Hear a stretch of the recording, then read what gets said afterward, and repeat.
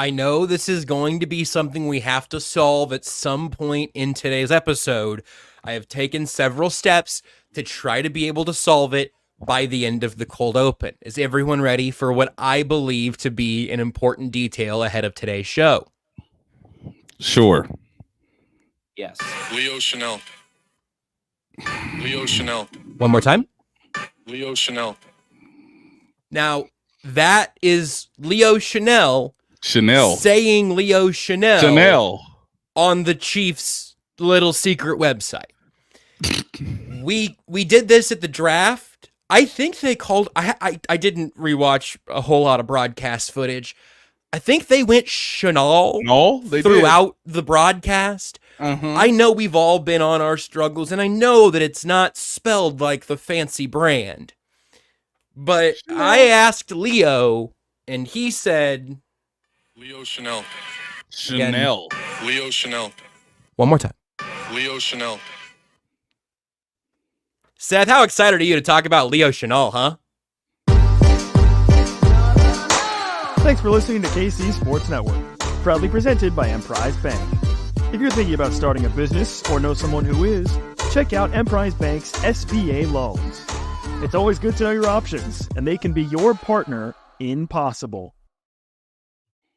Most of today's show will be a microscopic, bringing out the magnifying glass, taking a closer look at the Chiefs' win over the Ravens back on Thursday. But I want to give you guys one stat that I saw just a little earlier today, just because Cincinnati Bengals week is technically here. Nick Jacobs tweeted that the Cincinnati Bengals are 1-10 in their first 2 weeks of the season under head coach Zach Taylor. First of all, that means this is year 6 for Zach Taylor, which surprised me already, just because time keeps moving faster, I guess. Like, Zach Taylor's one of the 10 longest tenured head coaches in football, maybe? Something along in that range. And also, they do just start slow, but holy smokes, did they start slow on Sunday. We'll get more into the rest of the NFL in a little bit, but this is, of course, Only Weird Games. Joshua Brisco, Seth Keysor, Nate Taylor with you here as we've had a little more time to digest what we saw from Chiefs-Ravens, and we're beginning to kick into gear for a little Chiefs-Bengals matchup coming up in week 2. Seth, I'll start with you. Just the vibe check. You got the film. You've got this new sweet NFL Plus. You've got the tools here. Did you choose to use these tools for good or evil today? I know that we're going to do both over the next couple shows, I think. You know, what is good, really? Wasn't Nick Bolton on Thursday? No, we're not doing that. Oh, okay. Well, maybe this week. Nick Bolton, you know what? I'm going to get this out of the way. Nick Bolton was gassed. Nick Bolton had nothing left in the tank about midway through the third. Well, you're still gonna write a story about it, so I wouldn't give away any more. I just, we're gonna save that. That's gonna be a Thursday topic as we prepare for the Bengals. So, you watched a different linebacker. You use your powers for good. I did. Chenal is how you say his name. So it was so great, the new NFL Pro stuff. I'd tell anyone to check it out. They really did a very good job. There's a few things I would change a little bit in terms of looking stuff up, but you can find. We've gone back to the good old days of like 3 years ago before they quote unquote upgraded, Game Pass. Yeah, that was during the 2020 season, kids. The last time the NFL has been this nice to us was 2019. Right, because that's when we needed the most. They abandoned us. You could do all the same things you can currently do, and actually it was a little easier to search through, in my opinion. But it is great. It has a function where you can look for just snaps where they're on the field and kind of see what they did. You can see snaps where they got a stat. You can see snaps where they're involved in the tackle. It's a really cool thing. Leo was someone that I really wanted to look at just because I noticed, and this is part thanks to NFL Pro, during the game, the Chiefs utilizing multiple times 3-3-5 personnel. As kind of like a have our cake and eat it too situation when you maybe don't have quite as many defensive linemen as you'd like, and your defensive linemen are also gassed, but you also kind of want to be able to force them into certain numbers. And so you still want to be kind of strong against the run, but in order to do that, you need to have a linebacker who you trust to play a little bit sideline to sideline, but also you trust to line up right across from a guard and say, hey, you see that dude that weighs 320 pounds? I want you to slam your face into his face. And fortunately for the Chiefs, they've got a guy like Leo Chenal who's like, that sounds awesome. Let's do that. And let's see what happens. And what often happens with him is he at least holds his own in those collisions. It's incredibly impressive. Violence and physicality. He wasn't kidding. But what was cool to me was just kind of watching him get utilized as yet another feature in Spags' little box of Swiss Army knives. And I'm going to call your timeout right here. I'm going to stitch you guys together here. Well, yeah, it's a live show. You can't edit that out. I'm going to stitch your analysis together here between the two of you fellas, because shotgun front of the human centipede that Josh is inevitably trying to form here. If I'm going to be the human centipede, I'm at the front. I mean, this show certainly typically gets worse as it goes on, but this is the thing that bums me out is I don't think there's anybody to blame but myself this time. This is, I don't know if we need to start keeping it. I don't know if we need to start. I just misspoke, okay? I just said a thing I didn't mean to say quite that way. You left me alone in coverage for 6 seconds against Isaiah Likely. What did you think was going to happen? So Seth, I'm pulling you off the field because you were starting to seem a little gassed. You'd been talking for a few minutes already, and I know you're still getting into in-season shape. But both of you have written about what Leo Chenal did, and Seth, yeah, go ahead, hydrate, please. Seth, you kind of set the stage there a little bit, and Nate, you talked about him some on Thursday, but in the highlight, or I guess on Friday's episode. Yeah, Friday, yeah. You took a closer look at a couple of the standouts, and I'm going to save the secondary for a moment later. As Seth lays out what the Chiefs were able to do with Leo Chenal on the field before he gets into some of the nitty-gritty of the tape that he already reviewed in the Chief in the North newsletter, what did you see from Leo, and a little more maybe about what you heard from Leo that you can now read over in The Athletic? Of course, it was really it was more than an impressive performance in a way. It was a bit of a true maturation of a football player, right? The ideal characteristics that he showed in the draft, and even, as a rookie, they're now being actually fully formed in a sense. And to Seth's point, they're being weaponized and utilized in a certain amount of ways that is unusual or unconventional to the comparable linebacker of his size and perhaps some limitations. But I just love the idea that, one of my favorite plays of last season that did not go the Chiefs' way, kids. I remember vividly where I was in the press box at, what is it called, M&T Bank Stadium, there in Baltimore, where Spags actually took Todd Monken's pants. Arrowhead East. Oh, come on. Hey, hold on. We're talking about Todd Monken's pants. I want to see where this is going. Steve Spagnuolo, if you look closely in the first quarter of the AFC Championship game, immediately unpants this man and showed everyone his boxers. They had Leo Chenal unblocked coming off the edge. Leo, I'm gonna just call him Leo now. We are more confident in Suamataia than we are Chenal right now. Chenal, which, by the way, I can spell. It took like 4 articles, but I can spell Suamataia now, baby, without looking it up. You know what I still can't spell? Cincinnati. I've got Karlaftis, Suamataia, Cincinnati. I don't know. One of them's got doubles in there somewhere. Sorry, Nate. No, go ahead. It's spelled UNDERACHI. I was sorry, I can't remember how to spell underachiever. We're spicy today. We're spicy with really lame dad trash talk. I found my niche. This is what I'm doing now, and I don't even care. I don't care that it's lame. Why would I care? I'm 39. Look at my hair. I don't care.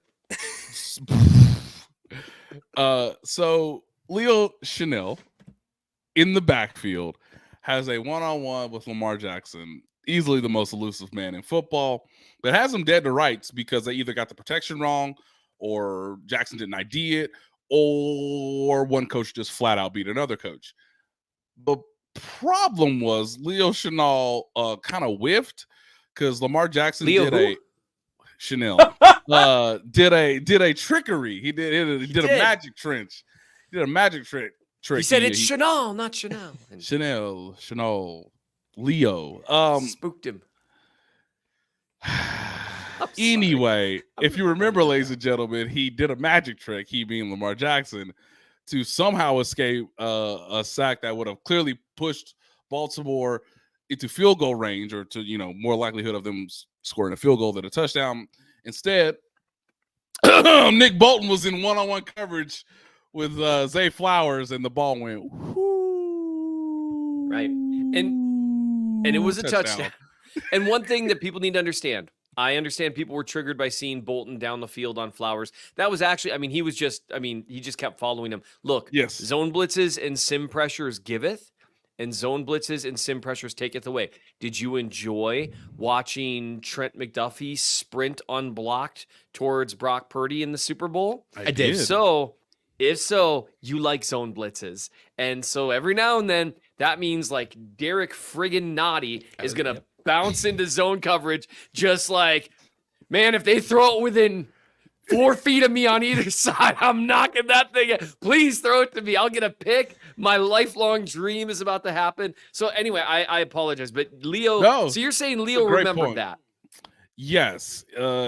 Here was his quote, because like I asked him in the locker room after the game, how much does playing, because there's no one like this in the AFC. Hell, there's no one like this in the AFC. Hell, there's no one like this on earth who plays football quite the way that Lamar Jackson does. So the only way you can actually get better at it, and this is somewhat comparable to AFC North teams. Obviously, those are the teams that see him the most to some degree. The only way you get better at guarding Lamar Jackson is playing him multiple times. So anyway, how much of that was valuable? And I didn't even have to mention the play, fellas. I didn't even have to mention it, but Leo knew I was there. Leo knew what I was getting at. And, his quote was, quote, "It helps. It's a huge help, especially personally." And I said, "Go on." To which he says, "I missed a sack and they scored on the touchdown. And I kind of took that to heart. It's something that stung me a long time, even though he's a Super Bowl champion.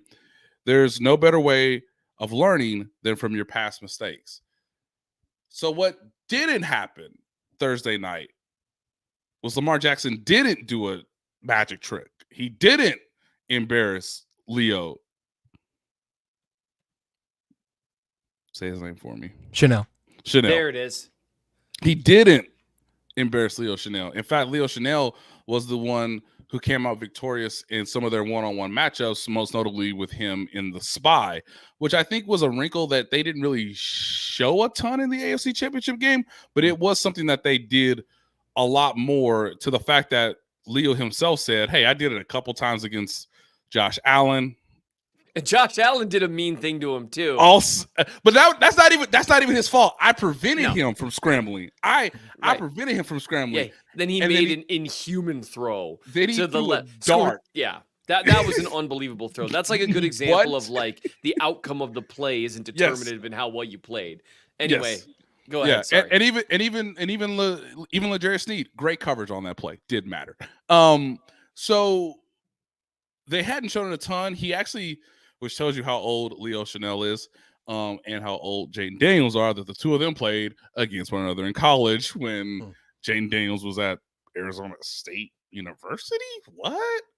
Anyway, before he was a Heisman, before he obviously became a first-round pick for the Washington Commanders. But yeah, this is the most that they've asked him to ever, any coach, I guess, since high school, even though I don't think he was doing it much in high school, of asking him to be the spy, but also, as Seth says, just put your face in that guy's chest at guard. And also, you want to line up kind of as a wide 9. Yeah, right, you kind of just want to like rush the passer. We've got someone right over the center, and they don't have help on this side. So we need someone to pull that tackle way over there. That way, there is a right guard who is the loneliest man in the world, one-on-one with Chris Jones, which, God, that is lonely. That is hey, man, sometimes we call it a wide 11, because you can rush from the sideline. And just get your hand in the Coach, dirt. I have no pass rush moves, which is still true. By the way, they're not going to convert Leo to edge unless he's hiding this array of pass rush moves. That dude does not have any pass rush moves. He had a nice little shimmy, ducked his shoulder under blitzing from the interior, but like he can push really hard. Like that's a skill. That is a skill. He can But- also, this is rare, but he can actually convert power to power. And that's, Yeah. it's a twist on the old format, but Yeah, his cup no, run he More doesn't have a power. ton of bend or change of direction. That's not his thing. But that's a really good anecdote in terms of what he remembered. Because one of my favorite plays was when they were nearing the red zone and he forced Jackson to throw the ball away. He ended up one-on-one in space against him, had to close in as the spy. I'm watching the play right now. It's a thing of beauty. And what I really liked about it, well, I'm just gonna go ahead and read this. yeah, okay. I was like, well, it feels like something's loading here. All right, welcome to the. Go What ahead. I really like on this snap is that he's more under control than he's been at times his first 2 seasons. One could speculate that he remembers getting shaken off by Jackson in the AFC Championship game. One doesn't need to speculate because Mr. Nathaniel Taylor provided us with the reporting. He closes fast, but he stays throttled down just enough to arrive under control. Since this is going to be the week that I'm going to, be known for torching various linebackers, that's something that who I really miss, and I wish they'd kept in Kansas City for $5 million a year, but whatever. Willie Gay Jr. never really learned. Willie has one speed, and it is incredible. It is unbelievable. He would have been on Jackson like a full half second sooner because he moves like no linebacker in the league. But part of the reason he moves like no linebacker in the league is other linebackers like, well, I can't just sprint everywhere, coach. I might fall down. And Willie's like, I bet I could get there faster if I just sprinted. And so I miss Willie Gay Jr. I think the Chiefs should have kept him around for that price. But again, I digress. Seeing him play under control, it helps him. He's not really a change of direction guy, but it allows him to be more of a sideline to sideline guy, which opens the gate for that spy role, which it's just one more thing. You can kind of be a Swiss Army knife because, okay, you can do some shallow zone stuff a little bit. You can do some spy stuff. You can blitz. There's a variety of things that Chenal can do. Chenal, oh, I did it. Within the box. And he can line up virtually everywhere. So it's kind of like take what Spags used to do with Tyrann Mathieu, or what he now does with Trent McDuffie, or what he's done with L'Jarius Sneed. You shrink it, you squeeze it into the box area, and that's what we have Leo Chenal doing right now. He's kind of the Swiss Army knife, but only within the box. You guys. So, hey, Josh, I just flipped to this book. It's a really nice book. It's called Writing for Story, ladies and gentlemen. Looks great. Looks like something a real writer would have. Yep, this is Craft Secrets of Dynamic Nonfiction Writing by a 2-time Pulitzer winner in John Franklin. Can I read you just a paragraph that I randomly stumbled upon? Because if Seth's going to read from his articles, I got to read from John Franklin. This is a book. This is a new segment. Nate reads a book out loud. This is great. Nate's audiobook hour. Quote, in telling yourself you can't outline, what you're really saying is you can't think your story through. And if that's actually the case, which I seriously doubt, then you better give up your writing ambitions before you become successful enough for people to discover that you don't know what you're talking about. And now, what did Seth say that made you believe that he needed to hear that? I'm sorry, what? What? No, I'm that's just okay. I'm just putting this back in the old bookshelf. Good Lord. Well, that's a great I've piece had a of good writing run. there. I'm just so curious about. I've been doing this. I mean, for I about haven't read it. 13 years now, so I had a good run. Well, you haven't yet become successful enough for people to realize that you don't know what you're talking about. I haven't reached that level to just get exposed. Should I read a couple from this old book? Oh man, just all Should I I read a needed to know couple? was what was happening in the begining. Where was the word? Was it I with do God or think was it just- God, Nate? A truly random Bible verse, I think could be a fun addition to this, because I In would the still Old beginning, Testament no, for there's- me. God created there's- the heavens and the earth. That's there a was little one early. from there Would was you like me to one continue? from there actually was a little film review there from when Nick Bolton was in coverage on Isaiah Likely. Jesus wept. Oh yes, Was yes. the Tough one. He Tough saw it one. and he was like, I can't fix that, fellas. Or, you know what? It could have been like when Moses parted the Red Sea. That's what Nick Bolton and Drew Tranquil did on 2 consecutive snaps. Hey, the only way we lose this game, guys, is if we give up a touchdown. This is from second. What if instead of guarding the middle of the field, we just didn't? 2 straight snaps. I mean, sort of like a defensive plague, so to speak. Hey, a back might be leaking out of the backfield. Yeah, running back might it's be leaking. By the way, listeners and watchers, this is more. It's more nuanced than that, of course. But my God in heaven, they just let Zay Flowers get so wide open. That was Zay, right? On the first play. There was actually Spags actually said, my God, why have you forsaken me? But he was talking to Nick Bolton. Which I think is heretical in its own right. How do you let someone get open in basically the exact same spot 1 play later? Like that was incredible. That's your job, Seth. I don't know. You're supposed to tell me how that happens in the Chief in the North newsletter. Yeah. Tomorrow or Thursday or whatever. They forgot that the end zone goes back that far. That's my only explanation. It's like maybe they got so psyched in the huddle. We gotta guard the goal line, fellas. And like no one was like, well, what about the rest of the end zone? Like Seth, in their defense, the end zone didn't go back that far. Chestnut checkers. According to this beloved text, this Bible, I've turned to page 399 on a coincidence, and this is from 2 Chronicles, I believe, verse 15. The king said to him, how many times must I make you swear to tell me nothing but the truth in the name of the Lord? Come on, Nick. Yeah. How many that passage is why Seth can't soften the truth in the newsletter tomorrow. Indeed. And I'm looking forward to writing about that because there are some things, because now this is how it always goes. The pendulum always swings. Now it's, Nick Bolton's the worst player in the history of the world. Look, the man was gassed. It affected him mentally and physically. He had some bad plays. We'll talk about it. One of my favorite Bible stories is Daniel in the lion's den. And you know what's Latin for lion?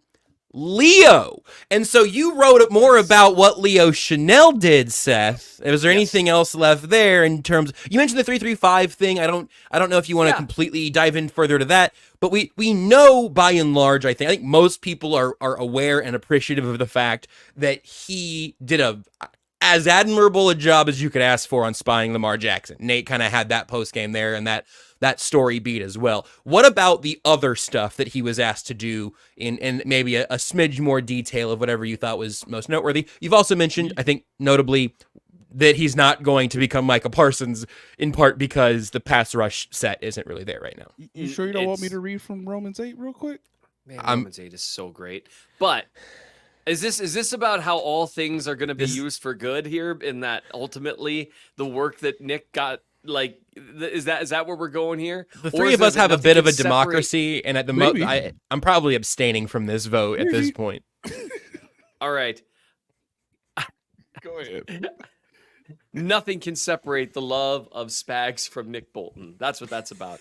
Read the end of Romans 8. It'll change your life. Anyway, so... Why does that remind you what they did with Anthony Hitchens? Because that would be a good reminder. And so the thing with Chenal that I thought was interesting, I appreciated him being utilized in all of his roles. I appreciated him playing more under control. I really like how Spags was utilizing him in those 3-3-5 looks. I'm not sure how often they'll use him. Something people should know. There's a distinct possibility against the Bengals that Chenal plays like 10 snaps, okay? Yeah. Because it's an entirely different... The Ravens play a ton of 21 or 12 personnel. Right. They've always, you're trying to play in base a ton. What Spags was doing there was kind of, again, having his cake and eating it too a little bit, trying to stay a little more athletic with Chenal on the field instead of, like Karlaftis or Dana or whoever, you'd end up. It was off. They just moved guys around. The thing that's interesting with a linebacker like him, you can move him all over the place and you create this legitimate rush threat, and you can kind of mess with protections. And I'm really interested in seeing what Spags does with that moving forward. He loves to mess with perfection. He loves to mess with protections. It's one reason why I've got kind of a soft take that one reason the Chiefs have won a couple Super Bowls against Kyle Shanahan's offense and look good against a lot of the variants of Kyle Shanahan's offense is they rely a ton on condensed formations, which if you condense your formations, it lets Spags crowd everyone at the line of scrimmage. And he's like, now you don't know who I'm going to send. Because, if you're spread out like what the Bengals do, that slot blitz, he's 5 yards further out. And it's just a tougher thing to do. So those are the things that were intriguing to me. He used Leo to create some number gamesmanship and get Chris Jones isolated alone, which I thought was really nifty. He certainly played well with the roles that he was given. So I'm excited to see if his snap count stays up. I think it's going to be probably opponent dependent, because let me just tell you, Chiefs fans, and we'll talk more on Thursday, but one thing that's not going to happen, and barring a cataclysmic event, Nick Bolton is going to keep playing 100% of the snaps. That is going to happen. Maybe Drew Tranquill takes over a few. If like after the game, Bolton went up to Spags, was like, dude, I didn't play in preseason. I need you to not do this to me, because that man had nothing left to give. He was right there with Jones and Karlaftis at the end of the game. Let's swing this straight into the other defensive part of all this. This is not something that you've specifically written about, Seth, something we've talked about some, and something, Nate, that you highlighted in your story. And this has been a long-running tale throughout the offseason and training camp and everything. Jaylen Watson put out a really nice performance. I don't know if you went back through it all. I imagine you've rewatched most of that, Nate. But also in terms of what you wrote about there and how important Jaylen Watson taking that CB2 role in absolute stride on Thursday after the preseason game went the way that it did, and after he missed as much of the offseason as he did. I was hopeful, but I wasn't expectant of what appeared to be a really, really strong performance in a pretty tough spot. Yeah, the ability to not really have the normal training camp or preseason to get ready for the season opener, and then to lead your team in tackles, to not be a liability in coverage, and to probably make, outside of Leo, one of the more pivotal pass breakups in the game. Probably the most surprising performance of anybody on the 53-man roster who actually played against the Baltimore Ravens. Yeah. Because, Andy Reid had told us a week before the game, guys, now that we've got the 53 settled, now that we clearly have more offensive players and defensive players, with the acquisitions of Juju Smith-Schuster and Samaje Perine, we're going to have to committee this thing up. Like Andy Reid was almost like preparing, reporters and the public and who knows, maybe even the Baltimore Ravens to say, hey, we're just going to have a patchwork. Nazi Johnson could be out there. Who knows? Yeah, it's just going to be a patchwork job. And Trent McDuffie better be ready. He better be conditioned because, everybody else is going to just be in a rotation. I'm eager and interested to hear how Steve Spagnuolo came to the conclusion that he felt Jaylen Watson was most adequate for this particular job with the least amount of evidence to prove such. To your point, Josh, about how poorly he played in the preseason finale, which was to get him back into game shape. And look, you can only get better at football by playing football. So it's understandable, but he was bad, guys. I mean, he was really bad against like the Bears backups and third string. It was crazy. Anyway, go guard Zay Flowers 40 yards downfield. Cool. Well, I'm sorry, what? Like you couldn't have shown that anytime earlier in training camp in the preseason. So we don't have that answer. How Spags or why he made that decision or what led to him evaluating these guys in practice leading up to the game. But, the thing that Jaylen acknowledged was A, how poorly he played in the preseason finale, and B, how that clearly told him what he needed to get better at for this particular game against the Baltimore Ravens, and him just not being afraid of the moment. One of the things you worry about so much in a first game of the season is just tackling, just like the most basic things. And you're like, well, who we want to lead the team in tackle? Well, normally you'd want like your middle linebacker or like maybe a safety who's like in the box with Derrick Henry involved, in this new Ravens offense. You don't want your cornerback leading the team in tackles. But man, was he good at tackling Lamar Jackson, pushing him to the sideline, not getting sort of, again, embarrassed. And the two passes that the Ravens attempted to make down the field, where they actually called plays that said, okay, Lamar, do the quarterback thing and really heave it downfield. One of them looked like more of a pass to Chamari Connor, and the other one was a design play for Zay Flowers that Jaylen Watson saw it coming, turned his head on a dime perfectly, and I mean, one of the better SWAT. He Matumbo'd it. I mean, it was a basketball block more than a pass breakup. It was gorgeous. It's just one of the more perfectly timed up swataways.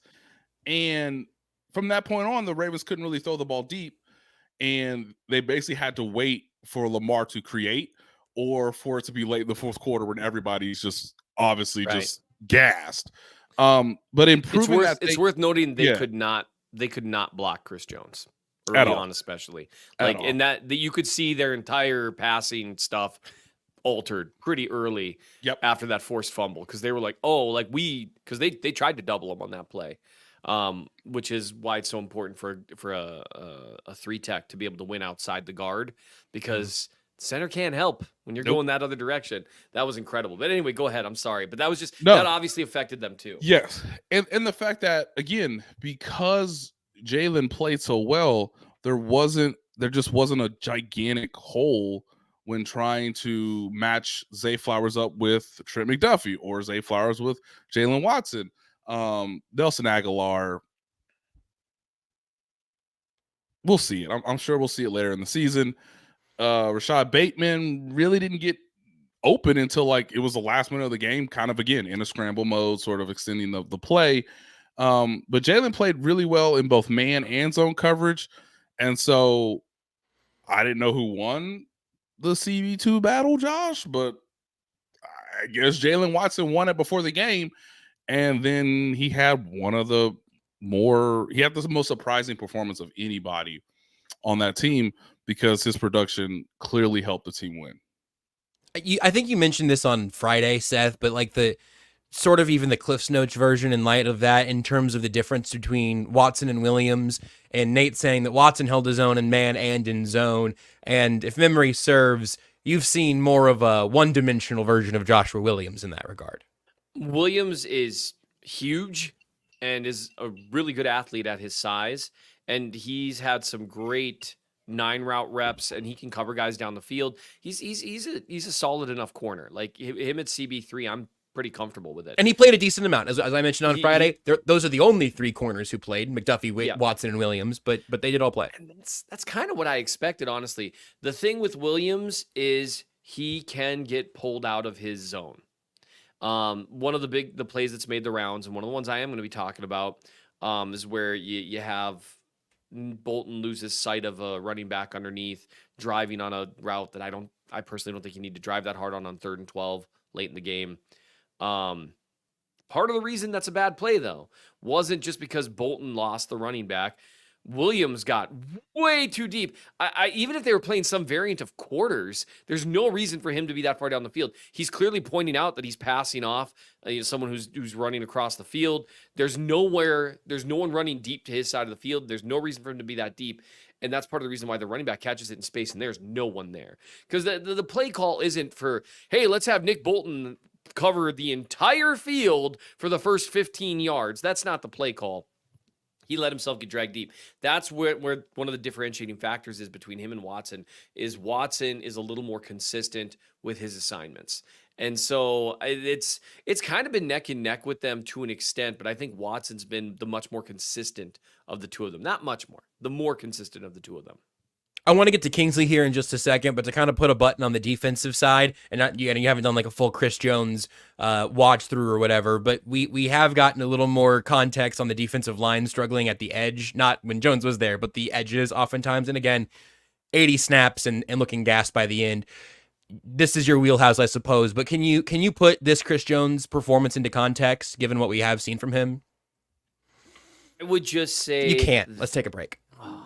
We appreciate you supporting KC Sports Network by listening to our podcast. You have helped us become the highest-ranked Chiefs podcast network in 2022 and 2023. And don't forget about our daily Substack newsletter, the best written analysis you can find on the Chiefs straight to your inbox every day. kcsn.substack.com.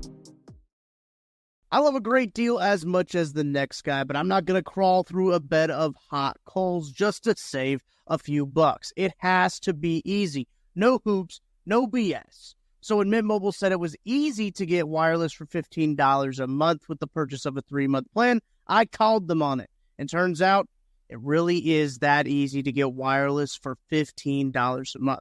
The longest part of the process was the time I spent on hold waiting to break up with my old provider. To get started, go to mintmobile.com/KCSNOWG.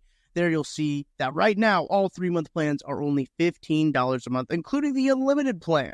To get this new customer offer and your new 3-month premium wireless plan for just $15 a month, go to mintmobile.com/KCSNOWG. That's mintmobile.com/KCSNOWG. Cut your wireless bill to $15 a month at mintmobile.com/KCSNOWG. $45 upfront payment required, equivalent to $15 a month.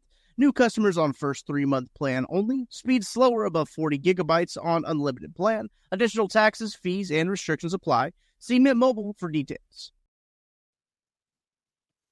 Our voyeurs know about Chris Jones, Seth. You have to clear a level of Chris Jones appreciation to even get into the comment section here. Let's talk about Kingsley Suamataia in his flawless, perfect, completely ready to go top 5 left tackle debut. I have not yet read the piece, but I'm pretty sure there's no way there were like a quarter of his snaps that you took issue with, right? You can read it. You can read it in the Chief of the North newsletter, mnchiefsfan.substack.com, or you can get the deal at bit.ly/Seth really hates money. Are you Kingsley's favorite friend? What was that? I just wanted to bring the energy back up for an exciting review of an exciting player who had, Seth, correct me if I'm wrong, a flawed debut, but was treated as if the Chiefs expect him to be able to handle that type of workload going forward. What did you see running back through the film on Kingsley? That was a really good throw, by the way. Thank you. That was really good. So here's the deal. Is he closer to Trent Williams than Nick Bolton is to Fred Warner? What are you doing?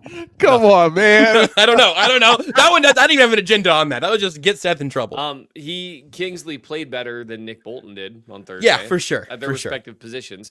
Again. Well, earlier you texted me that Kingsley would have had a better day at linebacker too, but you want to back off of that take now that we're on the podcast. He is pretty athletic. That He's would be very a really athletic. funny sight, seeing the dude his size at linebacker like, what are you guys doing? Anyway, Imagine him dropping back in the naughty roll to just take up that one big, like, I don't know, 15-foot radius. So here's the thing for Suamataia. One thing that I linked people to at the very beginning of the article was Brandon Thorne, who has the Trench Warfare Substack, does a great job breaking down offensive lineman film. He talked about Suamataia. Nick Jacobs, who does a great job with this stuff, talked about him at length on Twitter/X. And Chase Daniel, Mitch Schwartz, and Andrew Whitworth, all former pros, all spent some time talking about him to each other on Twitter/X. I just can't do it. I hate being told to- You can I just hate say being Twitter. It's told to okay. call Everyone knows something what you mean. something It's okay. It's all right. So- Everyone I'll knows this X, brother. X. It's GEHA.com at Twitter. So the interesting thing, if you look at them, those are in the non-paywall portion. I just try to link people to other people's work, apparently. Yeah, good strategy. of Here's the them- free part. Here's 5 other people you can listen to. All of them came away with different conclusions on how Awesome. well Suamataia played. Here's where I would land. He had a lot of really good snaps, and he had a little over a handful. Because if you say a handful, you make it sound like it was a good performance. It was not, in my opinion. He had some really rough snaps. I charted him as having 7 losses in pass protection, putting him a shade over 20%. 10% is where my cutoff is. So that's bad, right? And you could actually see there was a back-to-back set of Nate. Nate and I can do it. We can do a bit for the visual, for the that's viewing fine. voyeurs. And So we got to get you some dark there sunglasses. were back-to-back snaps where you could see the issue that he had is that he's young. His hand placement and keeping his feet moving are dispositive for him right now. It's not as consistent as it should be snap to snap, which was true in college as well. It's just in college, it's easier to wall guys off around the back of the pocket because you're so much bigger and stronger than they are. Some of these edge rushers the Ravens have are real strong. And so you end up with snaps that aren't terrific. They're not as bad. They're not terrible. So like the sack that everyone said was Suamataia's fault, but was much more on Joe Thuney because he got dog walked back in the pocket. Everyone has bad snaps. Everyone gets caught. Although I did see, just on a side note, just a complete unrelated note, there's the pass rush or pass blocking win rate stats that ESPN uses now. They had Thuney at 100% win rate. That's not true. And Humphrey. And both of them at least had one really bad loss. And so that's one reason why. Just for another data point, Creed was one of the top 4, I can't remember where. He was one of the top 4 PFF grades for the Chiefs in that game. Yeah. Thuney was not in that group. I have not watched Creed snaps back, but that Thuney one, I called that one live. That was clearly. Yeah. Now, if the metrics are still the same they've been, which again, maybe this is just over the threshold, which I think. It's time-based, right? It is time-based. Again, I'll double-check this in a minute, but like pass rush win rate, yes, is how quickly do you get to the quarterback, or do you give the quarterback at least 2.5 seconds of protection? So if Joe Thuney, dang it. Whoa. He gets hurt one time, and Nate's calling him Joe Thuney. If Joe Thuney gave up the sack in 2.6 seconds, well, ladies and gentlemen, he gave proper protection for 2.5, courtesy of Next Gen Stats and data tracking. And that's the problem when you're tracking how close a player gets to the quarterback. That's actually going to benefit a guard who's getting bull rushed because the quarterback is affected before your defender gets there. Because you know who gets there first? Your butt. It gets right on the quarterback and affects him. So that was a snap where I charted it as a loss for Suamataia because he let the defender corner at 9 yards. And had he even gotten him to 10 yards, which is where you want 10 or 11 yards, that's where you want guys going around the corner, or deeper, of course. Because sometimes Mahomes drifts back to 10 or 11 yards, and then you're in trouble. But that snap was actually a good example of where he did struggle at times. He's used to being able to direct guys wide. He's got good length. He's got good feet. His ability to recover from stopping his feet, lunging his head forward, all those things in college is just so much easier. Well, you can't do that quite as well against some genuinely talented edge rushers that the Ravens have. He did have some really great snaps. One, it was back-to-back pass protection snaps against what's his name? Owe. 99. Baller. Great length, excellent power, got a little bend to him, and he's also a veteran. Back-to-back snaps in pass protection.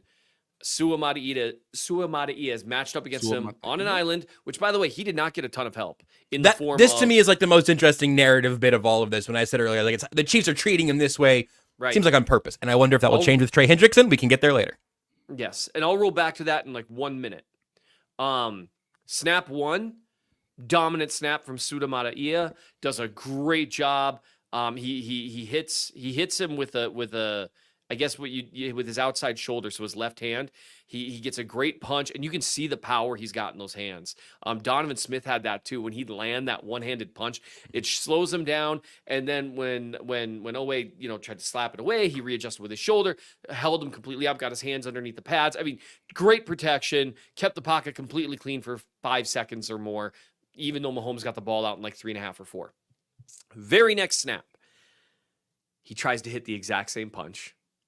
And you, generally speaking, are asking for trouble if you utilize the exact same technique 2 snaps in a row with identical situations, which, by the way, isn't going to happen all that much in the NFL. You don't get a lot of back-to-back identical situations. That's kind of rare.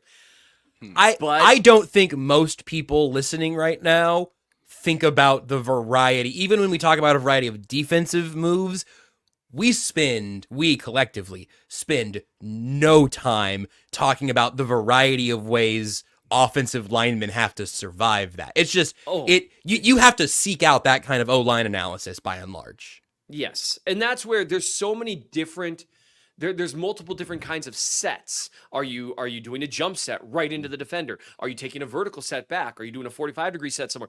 Are you punching with your inside hand, your outside hand? What are you aiming for? You aiming for right here? You aiming for the shoulder? Where there's so much going on there. And the problem is he shot for that outside shoulder twice in a row, and this time the pass rusher saw it coming and just did a terrific job. He basically utilized his inside arm to get a little bit of leverage and then swatted that hand right down and was gone. And you see back to back there, growth is needed. You got to have a little more variety than that. Really what he should have done with how the pass rusher was playing that, he was waiting for that punch. So let's say Suamataia on that one had taken just a purely vertical set and utilized kind of like a catch technique, waiting for the defender to come to him, because the defender's not starting off with power. You know what happens then to a rusher when they're not going right into the tackle and the tackle's waiting? Nothing happens for like a full 2.5 seconds. And then they just wait. And then his bounce is all off, the rusher's is, but that's not what happened. So that was a really good example of he showed a ton, and he showed a lot more in the run game, I thought, too. But it was just a matter of you're a rookie, man, and there's going to be some tough moments. Him and Tooney, and honestly, Tooney had a couple of really tough snaps, one against a stunt where Mahomes got, walloped. Part of that was Tooney really let the guy get depth. And so I think Suamataia, had that been picked up right away, I think he would have adjusted and gone to the guy that was coming around the edge. But the guy was coming right through towards Mahomes. Suamataia follows him inside. The outside guy comes and just plasters Mahomes. That happened a few too many times. He got beat around the edge a few too many times.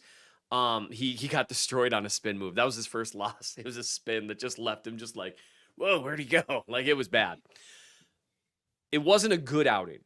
It wasn't a horrific one. I'm talking about the negatives a lot right now, but he also had 12 pass rush or pass block wins. When he gets his hands and feet right, he is a really, really, really good blocker. Now it's true of a lot of guys in the NFL. But because he's got such high level traits, it's even truer of him. And it's not like he's like horrifyingly inconsistent. He looked more consistent in this game than Wanya Morris looked last year. Okay. And that's what matters, kids. And that's what matters. That's what's going to matter moving forward to him. That's why you didn't hear about the Chiefs having Donovan Smith on the phone, right after the game. So we'll see, though, because there's a chance that Trey Hendrickson does to him what Max Crosby did to Morris last year. So, Nate, before we get fully into that, where do you think this game puts Kingsley kind of in the context of the Chiefs' plans here? Is it Donovan Smith watch? Is that text thread going even if the phone hasn't rung yet? Is this what the Chiefs expected from Kingsley's debut? Could he have a tougher game against Hendrickson and then still be the long-term plan this year? What's your best feel for that? I think the Chiefs' hope is for him to play all 17 games and show really incremental progress along the way. Now we don't know if that'll happen. What is so surprising about like how willing, to your point, Josh, that they left him on an island and how maybe unusual that is for a rookie starting left tackle will make it be interesting for Sunday's game against Cincinnati, because Cincinnati doesn't have a lot of excellent defensive backs that are of the same quality of the Baltimore Ravens. And even with the Ravens, they tried a lot, whether it was shifts, motions, having Pacheco sort of go offset on the backfield. They had a lot of 5 options. And so that could lead to, of course, quick game. You could at least try to make some double moves, maybe take some deep shots. We did see plenty of Noah Gray. And so I wonder how close Noah Gray will get with Kingsley in terms of, chip help or just giving him flat out, double teams to certain extents. The Chiefs didn't really run behind Kingsley as much as I thought they might in the first game. Mm-hmm. It was a lot of run between the tackles. Obviously, we know how athletic he looked in the end-around reverse touchdown for Xavier Worthy. That honestly was probably the most encouraging thing, was just how well he looked in the opening script, right? The Chiefs went right down the field. There is no protection issues. They score a touchdown within 5 plays, and you're like, wow, well, if it looks like that, I don't know, decent amount of times in these games, then he'll be fine. But I think there's still going to be I still think there's going to be quite a bit of experimenting with how much island can he work with, because we all know Patrick can do magical things on 3rd and 15, but do you really want to be in 3rd and 15 in the first half of the season, just because that at least puts a burden on a rookie tackle with someone of probably above average caliber across from him? So it's a good start. Let's see how much better he can get between now and when the Chiefs face Max Crosby, because I know the Raiders yet again. I know this is like kind of dipping into the last topic. Yet again, they did it to him again. I'm ready to vote for this man to be a Hall of Famer because there's no one else on that side of the field. They got Quentin Williams now. How about that, Joe Tooney? Hope your pec is good by then. Wilkins? Did you see Wilkins? Yes.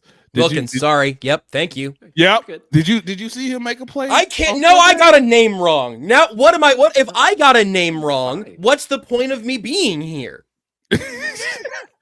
All I'm saying is Max Crosby in the first half. No. The show is doing the thing from Endgame. The whole show is disintegrating around me right now. Oh no, Mr. Keysor, I don't feel so good. Max. By the way, Max Crosby is. How good can Kingsley Suamataia get before, as I check the schedule in front of me, scroll up, how good can you get between now and October 27th? Can you get to be 90% of the tackles that Crosby just faced? Because Joe Alt delete nickname is so good. Joe Alt delete was that's an incredible nickname. Fabulous. And they really did, and Slater did a great job on him too. I would be surprised if we see a lot of Chris Jones rushing from the edge against the Chargers, because it would be kind of a waste. He can beat those guys too. He has, but it's harder. So Max Crosby had 5 tackles, 3 quarterback hits, a sack, and none of the Raiders did anything else. Yeah, including their coach. I would say it's the usage of Suamataia. Put this man in the Hall of Fame now. Put him in the Hall of Fame now. He has no help. He has no help. Seth wants the Chiefs to call about Myles Garrett. I want to know if Mark Davis has any concern about his liquidity right now. That's that was my little joke on Twitter, was that the Chiefs should just wait for this Brown situation to completely implode, and it's coming like a freight train, and just call them and say, hey, you've already paid out like $30 million of Myles Garrett's bonus, and that wouldn't affect our salary cap. I'm just saying. Now, this is not real, by the way. This is fan. Hey, what do you guys start 0-6? 0-6, man. 0-6. Yeah, that's actually one way that the Chiefs could look into improving the pass rush, because we didn't really get a chance to talk about it, but other than Jones, now to be fair, you really don't learn a lot about your pass rush overall playing the Ravens, because you have to rush so differently. Yep. It's a goofy thing, so we'll see. But I don't know, like to veer us into NFL Week 1 stuff. The Chiefs' offense looked like one of the better offenses in the league. Yes. After watching everyone else, because there was kind of some tire fires. I love Adam. Sheehan saying Myles Garrett for Carson Wentz. Straight up. Who says no? Hey, I hear you boys got another allegation. Can I offer you Carson? Can I offer you a quarterback? Fine, we'll take Juan Thornhill back too if you insist. Yeah, maybe there's nothing the Chiefs could do with him right now, but I would enjoy. I would still enjoy that. But no, it was. No, please, you. Well, you kicked us in the direction of the rest of the things from week 1. And we'll have a lot more. Oh, I clicked the wrong story. We'll have a lot more time to talk about the Bengals specifically and what happened with them. But that's the story of the week altogether to me at this point. I know everyone listening at least has some context for the fact that the Patriots beat the Bengals. Maybe the Patriots defense is pretty good. Maybe Gerard Mayo is pretty good. They've got some talent over there. Yeah. 10 points. T. Higgins didn't play, and it sounds like right now the early rumbling to that T. Higgins is not super likely to play against the Chiefs in week 2. Jamar Chase did play and sounded really happy to be in Cincinnati after the game. That right there was my new game, 1 truth and 1 lie. And the Bengals put up 10 points. There's 2 different ways I think you could reasonably evaluate the Bengals out of this game, and you can go to the football and you can go to the vibes. And they are both pretty bad right now in Cincinnati. Oh man, sorry. My wrist started hurting thinking about the Bengals. Oh, sorry. I was just rewatching Joe Burrow shaking his hand 400 times in a game. I don't think that dude's right. So here's the thing that matters more than the vibes, probably. This is Next Gen Stats stat that Jake Liskow tweeted out. Joe Burrow was pressured at the 3rd lowest rate of his career and still only averaged 5.6 yards per attempt while not under pressure. That's alarming. Like, that is a canary in the coal mine. Bad games happen. And Mayo is a good coach from all accounts.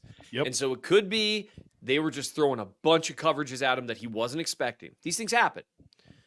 But it was weird. I only watched some of their game. I mean, it was just, honestly, I've never been a Zach Taylor guy. I've never believed that he's been particularly additive to the Bengals. You said Jamar was going to play. What's the issue? You said Jamar was going to play.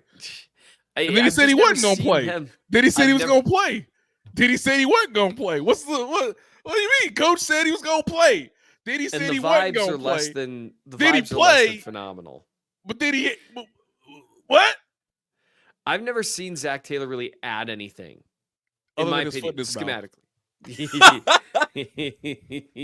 And so I think they really do have a situation where they need Burrow to make exceptional throws, and they need T. Higgins and Jamar Chase to make exceptional plays. That's not really a plan on offense. That's like and they yes. That's like a college plan. Right. And you also have to remember this too. Much of the burden was all on him by about the second half because there is no Joe Mixon. There is no Samaje Perine. Their running game was kind of atrocious for some reason. So they don't even have an above average player at the running back position to take some of the burden off of Burrow, at least from what we've seen through one game. And if you could point the fingers at the O-line, it would be easier to talk yourself into it being fluky. The Mayo just brought some pressures they were not expecting, and the O-line got worked and all of that. But Burrow had time and didn't know where to go or didn't have places to go with the ball. It's bizarre.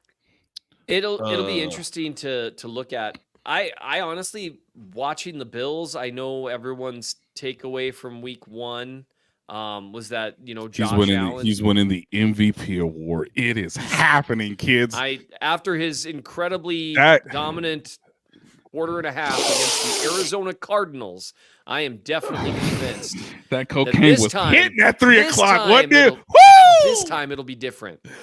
Cocaine, actually, Josh Allen white Josh Allen running over the white Cardinals was hitting, baby. Josh Allen is the second best quarterback in football. He's winning the MVP award because he's throwing to Keon Coleman on 3rd down and making it work. One time, yeah, he really made it work that one time. And that's the thing. We'll see. Khalil Shakur is his best skill position player. Well, I know. It's just really unfortunate for Josh Allen that he just hasn't had any help for 4 years running now. He went Super Saiyan, and it was incredible. Kyler Murray stopped playing football because look at this freak. This isn't a counterpoint, Seth. This is just a curiosity that just dawned on me. Who's your second favorite quarterback in the league right now? Like, who are you? Oh, God, okay. Yeah. No, I love watching Josh. I don't want to know about your 18th favorite quarterback. Josh, I love he jumped watching over another human being in a football Josh uniform. And as we all know, we judge quarterbacks based on the highlights they create. That's why Lamar Jackson's been so great in the playoffs. If you want to listen, if you want to give Joe Burrow, listen, if you want to give Joe Burrow a little extra credit for not having a head coach who has exactly led him to great heights, that's one thing. Fair. I think Josh Allen shouldn't go to practice tomorrow, like just in case. And Allen has been asked to do a variety of things that are just not fair. Lamar Jackson didn't go to practice today. Yesterday. Well, he was probably tired, man. That's basically what it was, it seemed like. Yeah. Like, I mean, that's the other, just on a complete side note, like, he was a creative player in your franchise where you did not spend any money anywhere else in the team. That is not necessarily that's not necessarily sustainable what the Ravens were doing. Okay, Seth. We'll point out 3 or 4 other times it hasn't been sustainable for the Ravens over the course of an entire season. Well, it's not like we've ever had anyone say that their legs were gone by the time the playoffs came around. No, but if his legs were good, it would have been different. This has been the off season for reasons guys would have beaten the Chiefs. Guys, the cocaine was excellent at 3:00. Okay, and you know what? We had a natural come down. Okay, that's fine. But then they said, Nate, get you another line because Bo Nix thinks guys are open and they clearly aren't. Oh, it really was a rough week one. Was gonna be good. The early window was cocaine. The early window was cocaine. The afternoon window was just a 3.5 hour long bong rip, man. It was just Bo Nix just. Oh no. The oh no. Like, I tweeted out, and I don't know how good Bo Nix will be. He might end up being a really good pro, but he's gonna have to figure out how not to stare at guys for a solid, and I say this with zero hyperbole, for a solid 2 seconds before throwing to them. In 2 seconds, Seth, that's hardly any time. 1,000. 1,000. That's a freaking eternity in the NFL. Hey. That is, I mean, well, you saw it. Shamari Connor is in that dude's face mask in 2 seconds. Yeah, it's just like he had time to get there and say to the receiver, he's not going to throw this, right? He's pumped. He's faking me off, right? Who is he faking me? Oh, no, the ball's coming. Dude, I'm really sorry about this. And then just take it. He really cocked his arm back and was like, it's just like the SEC, baby. He's wide open. What the hell? And that really is one of the incredible things that people need to understand about the NFL. Anytime you are looking at where defenders are, if it's even as the throw is about to start. Yes. It's over. Is different than where it was 0.2 seconds ago because these guys are freaks. It's amazing that any rookie quarterback is ever any good. It's amazing that any quarterback at all is ever good. But especially, like I appreciate CJ Stroud more now, just after kind of having seen the way things went. I was wrong. He's my second favorite quarterback. Is CJ Stroud. Okay. Yeah, I'm going to go ahead. I'm going to take any Anthony Richardson shares that you guys don't already have. I want all of those. I'm just going to eat them like popcorn. I don't care. I don't root for that team. I don't cover that team. I just want to watch Anthony Richardson. He missed a 60-yard bomb. That's all right. Give me 3 more plays. Give me 3 more plays, and I'm going to watch something that I don't think I've ever seen a human being ever do before. That dude is This is also what not caring about the result is so freeing. I know there's a lot of fantasy teams, a lot of gambling apps. I understand there's I've still got all that running, right? I'm no purist here. But I don't think I already drafted Anthony Richardson on fantasy teams.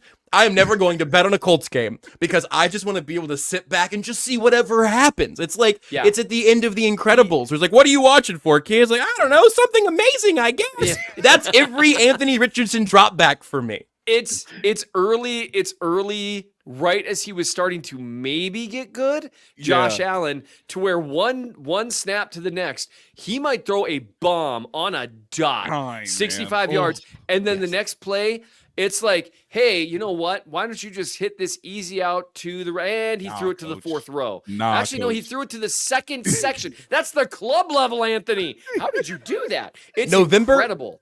November 10th. Currently slated for noon on CBS. Put it on pay-per-view, Roger Goodell, and you can have my $50 for Bills Colts on November 10th. It's like, man, do you think can somebody pay me to go to that game? I'd like to be there. Shane Steichen, late in that game, down 2 scores, I was screaming at my TV and saying, just take the field goal. Just take the field goal. Shane, you need 2 scores anyway. It doesn't matter. He said, nah, baby. Give me more of that Anthony Richardson on 4th and goal. Hey, coach, do we have a good play for that? No, not really. It's a normal play. Someone's going to be open. It don't matter. He'll find a way. Yeah. And they're like, you sure you want me to call this? And Shane Steichen's like, oh, yeah. 4th and goal. 4th and goal. He can get it. Oh, my God. He just ran over 2 guys for a touchdown. That was incredible. That was amazing. Incredible. That was there are, the early Cam Newton comparisons and stuff. I mean, because it's crazy. We live in a world where Patrick Mahomes might have like the 4th strongest arm in the league. Right?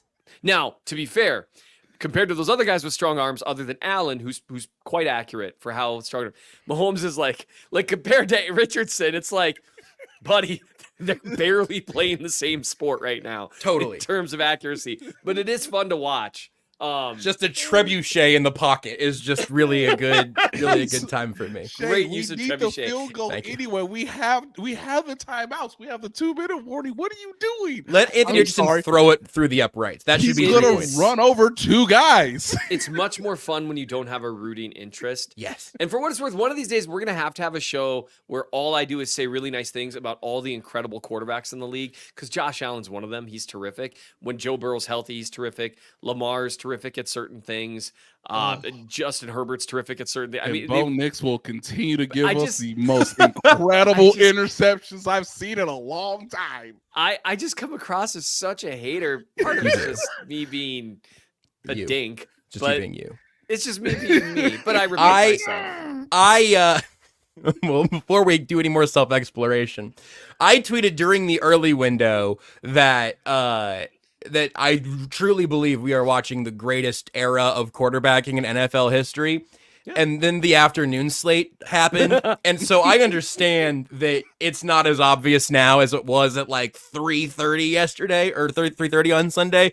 But man, that really was the best. And then also like Daniel Jones and Bo Nix and Will Levis and some of those guys continue to also play the sport. Hey, shout out to Bryce Young, man. I don't know what's going on down there in Carolina, but I'm not going to see you on my TV again this year, it turns out. So hope something works out for everybody down there except for David Tepper, who I don't really care if this tested the limits of pocket-sized quarterbacks. They found now, it's not even really all his fault. Like, I don't know if he's any good. I really don't. But how would you even know? Like, yeah. Yeah, well, he did airmail a ball to Adam Thielen that went right to a New Orleans Saints. So some of it is kind of on him, but Adam, you could have been a safety valve for Patrick Mahomes these last couple of years. You did this to yourself, buddy. Although I think they gave him a pretty big. They gave him a nice, pretty big bag. Pretty big bag. Did I realize that? I was like, where did Jadeveon Clowney go? Where did he go? Oh, that's right, Carolina. No wonder I haven't heard of him in a while. Oh, I forgot about that until I was like, I think he's still a free agent, right? He has played for every defensive coordinator in the league except Spags at this point. And Spags is like, pass. It's like, oh no. Hey, Cam Thomas out of Arizona. I bet I could coach that guy up. Bet I could coach him up. Yeah, let's do that. I think Clowney in his 40s is going to find like a specific niche role for Spags, and that'll be the way. By the way, also, Sam Darnold is good at football still, and Traymon Smith got mentioned on Red Zone. So if you want to just remember a guy. That was awesome. Running back, wide receiver, cornerback extraordinaire. He's so good at doing all the things, man. It's incredible. All right, we're over an hour by a decent stretch, and we got a football game to preview coming up on Thursday. We'll get a little more on the Chiefs-Bengals and some more of the stories that are going to unfold there. But Nate, why don't you go and get us out of here? Okay, so sometimes you're like, this is too good, right? The Josh Allen's doing incredible things. Obviously, we talked about the Colts-Texans game, and you're just like, there's just no way this can get better. I mean, I don't even need Caleb Williams to do something amazing today. I don't even need it.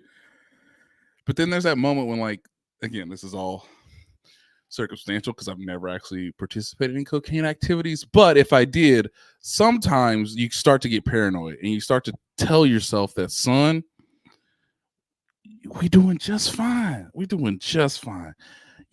talk about eating the football. You got to eat that football, okay? eat it so it's normal, like fruit and vegetables, like bread and eggs. Come on, man, eat that football, baby. What the hell are you doing? Everybody know what play I'm talking about. Eat the football, son. And yet he threw it to the other team. You are not Patrick Mahomes, son. Well, to be fair, I saw your you on you. Eat the football. Patrick did it on Thursday, so maybe he's trying to It wasn't right. emulate.